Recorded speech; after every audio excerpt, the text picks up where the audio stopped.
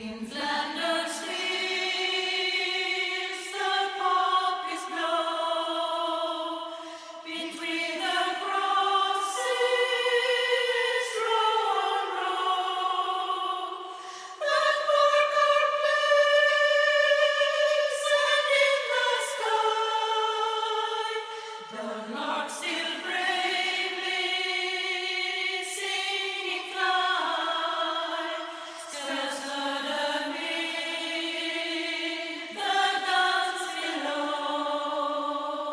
We are the dead, short days ago. We lived, felt, known, saw sunset glow. Loved and we loved, and now we lie in Flanders fields, in Flanders fields. Take up our quarrel with the foe, to you from failing hands we throw. The torch we hold to hold it high. If ye break faith with us to die, we shall not sleep, though poppies grow in Flanders fields.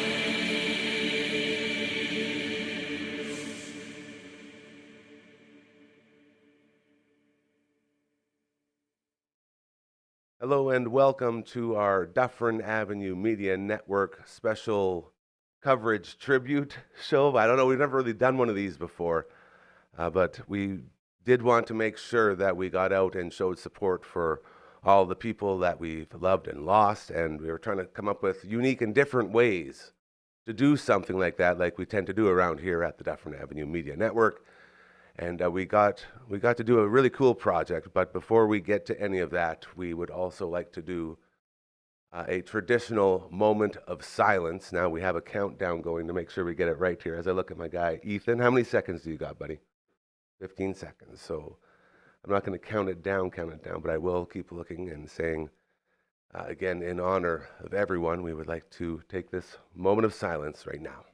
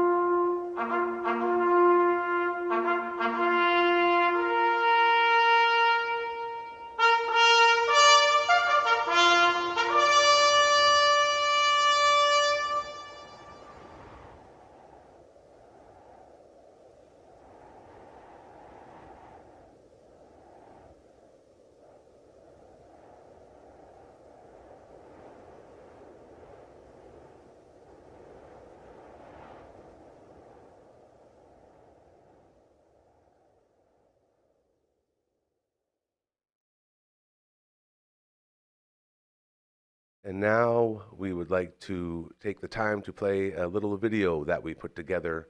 Our man Dragon, my sweet, beautiful prince, and I made our way out to visit a friend, and it turned into a nice tribute that we are proud to be sharing with you right now. So thank you. Hello, we are here with my good brother Jonathan as he's doing an incredible tribute to his great uncle George. He has a bunch of I want to say like mind-blowing artifacts. We can call them artifacts, right? They're documents, they're letters, they're all from the wartime. And this is crazy. I find it very interesting, and hopefully some of your viewers will as well.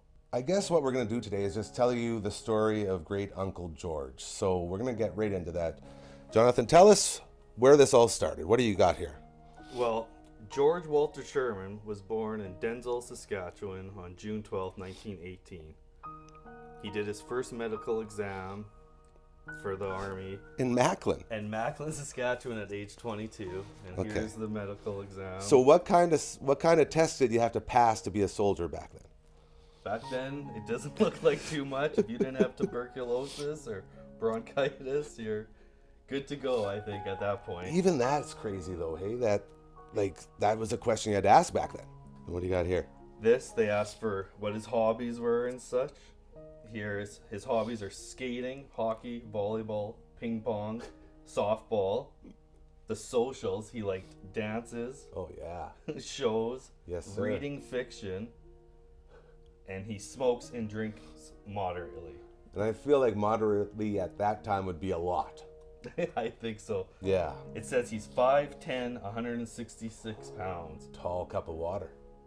But in other documents it says he was 5'8". Oh no! So I think the line about your heights in the Sherman clan is going on for quite some time.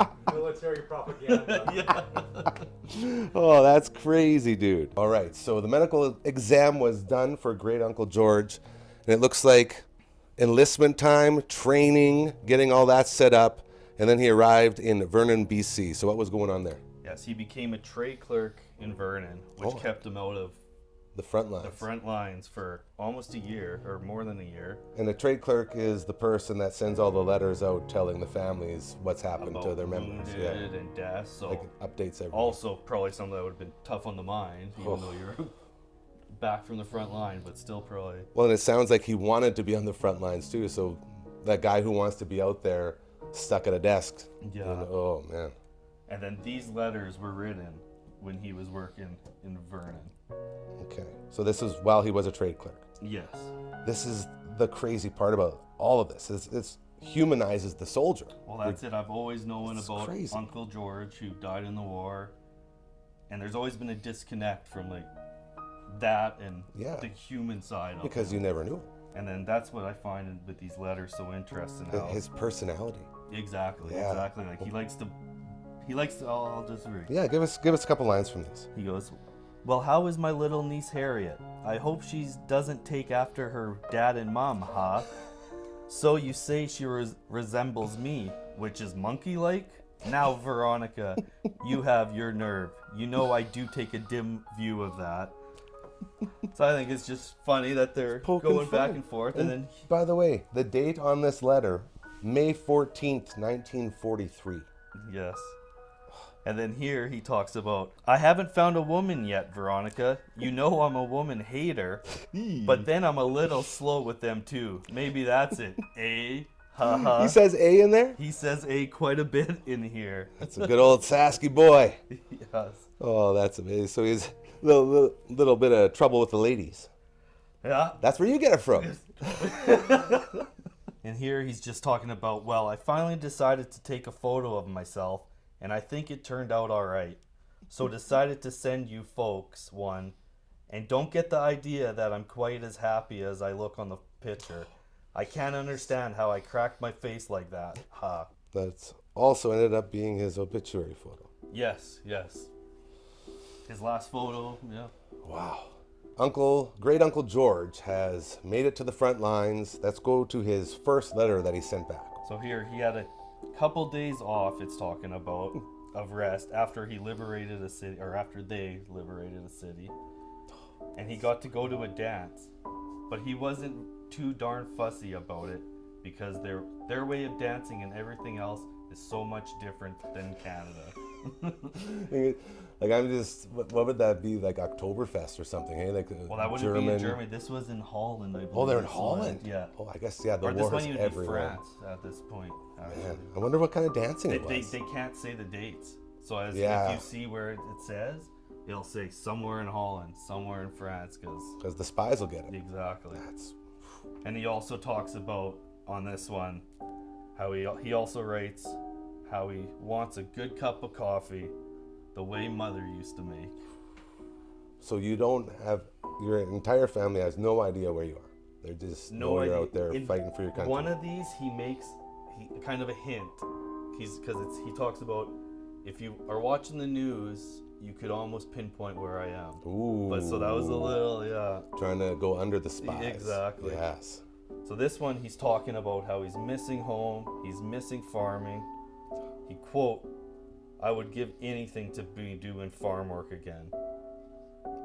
And here, actually, is interesting because he had a chance to work as a clerk again, which would have kept him out of the front lines. No way. But he refused and quote, I wanted a change and I got it. So Yeah. he had his way out of the front lines but didn't take it. Well, he knew how much he disliked the desk work, right? Didn't like the desk work Oh, that's crazy. and he also spoke German. Both his parents were from Germany, so he would have been fighting his cousins probably, or like very Yeah. well could have been. And then this one, it says, this bill of money I'm sending you, which no doubt you will notice is German money, which has been taken from one of the prisoners that we captured. It's equivalent to $4. Of course you don't have to try to spend it, Veronica, as it has no value in Canada, ha. I'm only teasing. I know you're not quite that dumb, ha. So it shows his sense of humor. And this one's thanking his sister Mary for her parcel she sent. He says, thanks a million, Mary. I know how much trouble it is for you to send parcels, but someday I may be able to help you out. He also writes, getting dry is like getting into heaven. The trenches are like a shower bath plus mud, which I will be heading back into soon. Boy, what a thought. But I guess I shouldn't complain, should I? I asked for it. All right, Jonathan, we've now come to the point where Great Uncle George has sent home his final letter. It's fine. Exactly 1 month before he died. All right, let's take us through this one now. It starts with, Dear Ted, Veronica, and family, well, by God, I got another letter from you a few days ago, Veronica. So I think I'll have to send you a reply immediately, ha. No, Veronica, I like teasing. I am well satisfied in the way they are coming. I know how it is to get around with a couple of little brats around. I'd sure like to see your kids sometime, as I had 2 letters from different people stating how cute they were. You know, I can hardly believe that. I can't understand it, considering. Haha, of course, if Annabeth does look like her soldier uncle, she must be cute, ha. Just to have a sense of humor in that, eh? Exactly. I love Unbelievable.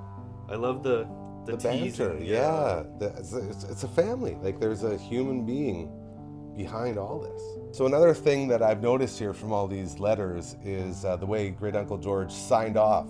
He would always sign off the same way, hey? Always the same way. Until next time. So goodbye and good luck. Lovingly, Geo. Geo. He took the RGE off and made it Geo. When you're in the thick of it, in the trenches fighting, you don't have time to write letters like this. So it's just a little card where you can check, I am doing well, I'm okay. So just a little. And so you're waiting for months at a time, and then you get one of those. So you don't get anything else but just Nope. still alive. Exactly, which they must so grateful to. No kidding, man. Oh, Because this next thing is what you don't want to get. When you send your letters to Uncle George, yeah. and then you get a return to sender, Oh, reported deceased. So that would have been heartbreaking. so those are the two right there. Either you get the one saying still alive, or the one saying not alive anymore. Yeah. Like imagine. Well, they sent a letter to him, and it was returned to sender. Yeah, that's what I mean. Deceased. Because he can't Yeah. reply anymore. Yeah. Which is like, oh, all you want is an update, except for that one. Yeah, exactly. This one would have been sent to his dad, who was also named George. And it says 345. It's very vague because they don't want to give Again, location, spies, anything. yeah. So it's 34521. Regrets deeply. Private George Walter Sherman has been officially reported killed in action, 7th February 1945. Stop. You should receive further detail by mail, direct from the unit in the theater of war. Stop to prevent possible aid to our enemies. Do not divulge date of casualty or name of unit. He's dead, and you can't say anything or do anything about it. Yeah, because this is all fluid. That's it, man. happening. And Like think, what- yeah, how many of those got sent? So that was dated sent on the 13th. And so February 7th he died. That was sent 6 days after. So pretty on top of it, I would say, considering. Absolutely. That's, yeah. None of this is like I could never ever imagine anything like this. It's No, truly just mind bending. no, it really is. Now this is really interesting to me here. This is basically a map It's of where he went. a map of the March of the Cameroon Men. So what's this thing here? He was a member of the Queen's Own Cameroon Highlanders of Canada. Wow. And it has not only a map, but it actually has their The story of battles, what the their stories. battalion did. Yeah. Like it has the whole, This is. like, yeah, this is. It tells the very whole story. interesting. It tells the whole story of what happened, and I- with a map. I went to a war museum and I took this, and they had said they'd never seen this before. Round Mook is where he was killed. And I how- found it was along the edge of Richwold, the northern hinge of Sigfield Line. It was the third of 7 men who got sniped by that same sniper before they got him. From his battalion. Yes, So that sniper took out 7 guys. yes. Well, thank God he went quick. Hey, And they like say that's he gotta went be, quick. It was instant, yeah. so I assume that's either head or heart. So that's one good thing. One of the letters from sister to sister mentioned how one thing we can be grateful for is he didn't suffer. Yeah, man. But think of all the suffering that led up to that. Yeah. This is And even heavy with these stuff. letters, I really, even though you know he was going through all kinds of stuff, he was more worried about making the reader feel Yeah. at ease than. Didn't want to be a burden. Yeah, he didn't want to scare them. Like, you knew That's it. things aren't good, but he's saying they're good. Yeah.